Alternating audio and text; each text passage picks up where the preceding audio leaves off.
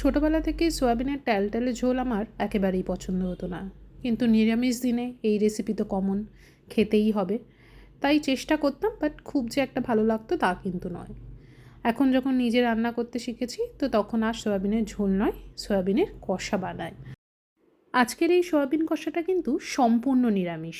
এখানে কিন্তু কোনো রসুন বা পেঁয়াজের ব্যবহার হবে না। তো প্রথমে আমি সয়াবিনটাকে একটু সেদ্ধ করে নিয়েছি, তারপরে জলটাকে চিপে সেটাকে একটু হলুদ, নুন আর কাশ্মীরি লঙ্কার গুঁড়ো দিয়ে একটু মাখিয়ে রেখেছি। তারপরে মিক্সিতে এখানে আমি একটা পেস্ট করে নেব। এখানে আমি দিয়েছি আদা, কাঁচা লঙ্কা, টমেটো, গোটা গরম মশলা, সামান্য দই, জিরে গুঁড়ো, ধনে গুঁড়ো, কাশ্মীরি লঙ্কার গুঁড়ো, নুন দিয়ে এটাকে পেস্ট বানিয়ে নিয়েছি। আর এখানে আমি একটু আলুগুলোকে একটু ছোটো ছোটো করে কেটে সেটাকে ভালো করে লাল লাল করে ভেজে নিয়েছি। আর সয়া বড়িগুলো যেগুলো আমি নুন হলুদ মাখিয়ে রেখেছিলাম সেটাকেও একটু হালকা লাল লাল করে ভেজে নিয়েছি। এবার সামান্য তেল দিয়ে আমি এখানে সর্ষের তেলে রান্না করছি, তোমরা চাইলে রিফাইন্ড অয়েলও ইউজ করতে পারো। তেলের মধ্যে আমি জিরে, শুকনো লঙ্কা আর তেজপাতা ফোড়ন দিয়েছি।